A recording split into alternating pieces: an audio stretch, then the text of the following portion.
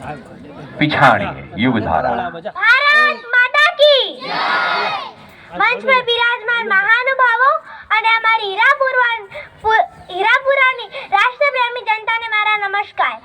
ना सरकार मेरी है ना रब मेरा है, ना सरकार मेरी है ना रब मेरा है, बस इसी बात का गुरूर है मुझको कि मैं भारत की हूँ और वो भारत मेरा है, वो भारत मेरा है।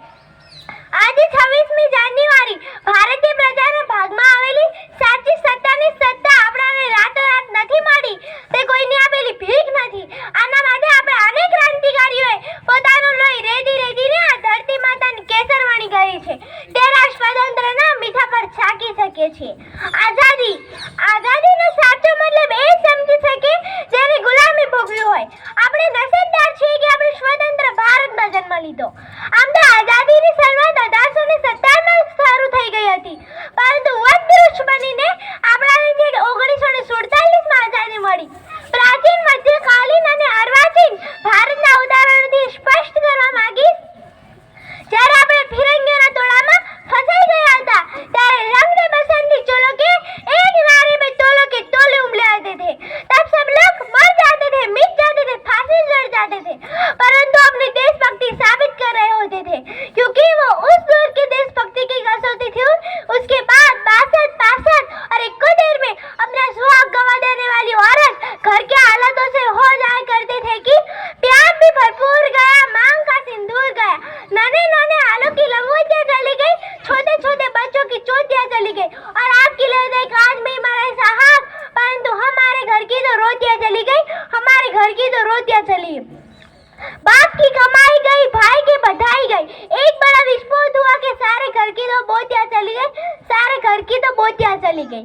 इंडिया એક ડિક્શનરીનો શબ્દ માત્ર છે અને વર્લ્ડ મેપમાં દોરેલા એક ત્રિકોણાકાર ભૂમિનો ટુકડો છે। જો એવું હોત તો ઇન્ડિયા, ભારત, હિન્દુસ્તાન આ સાંભળતાની સાથે આપણી છાતી ગર્વથી કેમ ફૂલાઈ જાય? અચાનક જ આપણે આપણી જાગીરને સ્પેશિયલ ફીલ કેમ કરવા લાગીએ કે આ ત્રિકોણાકાર ભૂમિના ટુકડા પર અમે જન્મ લીધો છે અને અમારા હૃદયમાં હિન્દુસ્તાન છે। ભારતીય હોવ અને ભારતીયતા આ કાંઈ ઊંધી વાત છે। આ જેટલું ડિક્શનરીમાં અને વર્લ્ડ મેપમાં દેખાય છે એટલું સિમ્પલ નથી। आज मौको છે આ વાત પર વાત કરીએ અને ભારતની ગહેરાઈમાં એક ડૂબકી લગાવીએ। ઇન્ડિયન ગ્લોરી ઇન્ડિયન નેશમાં છે, ભારતીયતામાં છે। ભારતીયતા એક નેશનાલિટી નથી, ભારતીયતા એક ભરી પૂરી શાશ્વત વિચારધારા છે। રામના સબરીના હેઠા બોર ખાવું અને ઊંચ નીચેની દિવાલો તોડી નાખવી એ ભારતીયતા છે। વિવાહ પહેલા માં બનવાળી કુંતીને શાસ્ત્રમાં પંચ કન્યા એટલે દુનિયાની સૌથી 5 પવિત્ર સ્ત્રીઓમાં સ્થાન આપ્યું। મહિલાનું આ સન્માન એ ભારતીયતા છે।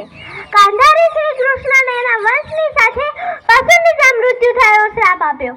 શ્રી કૃષ્ણ ભગવાન હોવા છતાં પણ એક સાધારણ સ્ત્રીનો શ્રાપ માથું ઝુકાવીને સ્વીકાર કર્યો। પોતે સર્વશક્તિમાન હોવા છતાં પણ આ વિનમ્રતા એ ભારતીયતા છે। જરા જુઓ તો ખરા, કોણ છીએ આપણે?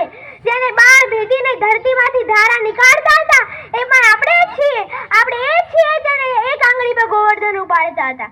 આપણે એ જ છીએ જેને ચક્રની અંદરથી બહાર નીકળવાની વિદ્યા શીખ્યા ન હોવા છતાં પણ ચક્રની અંદર કૂદી પડ્યા। અને આપણે એ જ છીએ જેના ફેંકાયેલા પથ્થર પાણી પર તરી ગયા। ઇન્દિરા લોહી પેપ્સીકોના સીઓ બને, સુંદર પિચાઈ ગૂગલના સીઓ બને અને સત્ય રડેલા માઇક્રોસોફ્ટનું સંચાલન કરે। દુનિયાનો સૌથી મોટો હોદ્દા પર આ ભારત માતાના લાડલા દીકરા દીકરીઓ બેઠા હોય એ ભારતીયતા છે। ભારતની મિસાઇલમાં તમને કેટલી વાતો કહું અને તમે કેટલી વાતો સાંભળશો।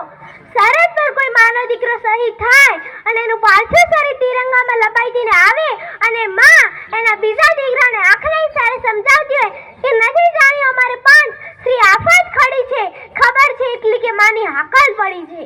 આ નિસ્વાર્થ દેશ પ્રેમ એ ભારતીયતા છે। 26/11 મુંબઈ હુમલા પર આતંકવાદી નિર્દોષ લોકોનું લોહી રેડતા હોય ખતરામાં ખાલી એક જ શહેર હતું, પરંતુ કાશ્મીરથી લઈ કન્યાકુમારી અને દ્વારકાથી લઈ 7 લેન્ડ સુધી આખા ભારતના જીવ અદ્ધર હોય આ વસુદેવ કુટુંબકમની ભાવના એ ભારતીયતા છે। અમને મારતા આવડે ને બચાવતા આવડે। દુશ્મનો માટે અમે મિસાઇલોના ટેન્કરો બનાવ્યા, પરંતુ આખી દુનિયા જ્યારે મહામારીમાં હતી ત્યારે વેક્સિન પણ અમે જ આપ્યા। ભારતના હનુમાન ખાલી ત્રેતા યુગમાં સંજીવની બુદ્ધિ લઈને લક્ષ્મણજીની રક્ષા કરે એટલું થોડું છે। ભારતના કળિયુગના હનુમાનો સંજીવની બુદ્ધિ વિમાન ऊपर लखे सर्वे संतो नियामया ईश्वर खाली हमारी ऊपर नहीं परंतु आखी दुनिया पर करे दया आ निस्वार्थ देश प्रेम એ ભારતીયતા છે ભારતની મિસાઈલો તમે કેટલી વાતો કહો અને તમે કેટલી વાતો સાંભળશો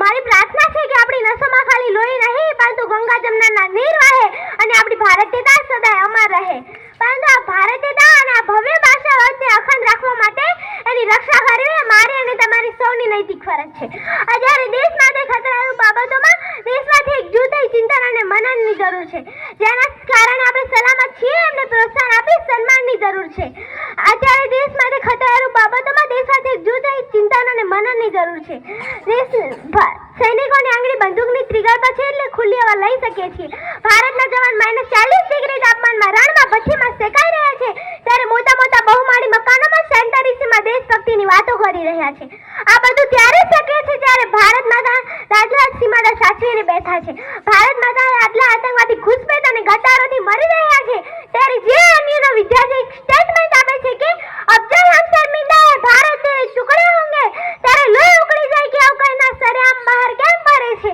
પરંતુ એક દેશદ્રોહી કહ્યું હતું કે तुम एक अफजल मारोगे घर से अफजल निकलेगा तो भारत की दिक्री भारत ऐसा नहीं ऐलान कर इसके उस घर में घुस के मारेंगे जिस घर से अफजल निकलेगा वो कोक नहीं पलने देंगे जिस कोक से अफजल निकलेगा उठो देश के वीर जवानों तुम सिर बन के दहाड़ दो एक तिरंगा झंडा उस कन्हैया के सीने पे गाड़ दो एक तिरंगा झंडा उस कन्हैया के सीने पे गाड़ दो अपनी भारतीय सेनानी अद्भुत અને સાધનોથી ભરપૂર બનાવ કે सीमा पर लगा नहीं जाता चरखों से सोलह के आगे रामायण बढ़ी नहीं जाती आग के गोलों के आगे धरती के घोर अंधेरे को सूरज जल सकता है क्योंकि आइटम बॉम्ब से सुरक्षा आइटम बॉम्ब ही कर सकता है जय हिंद वंदे मातरम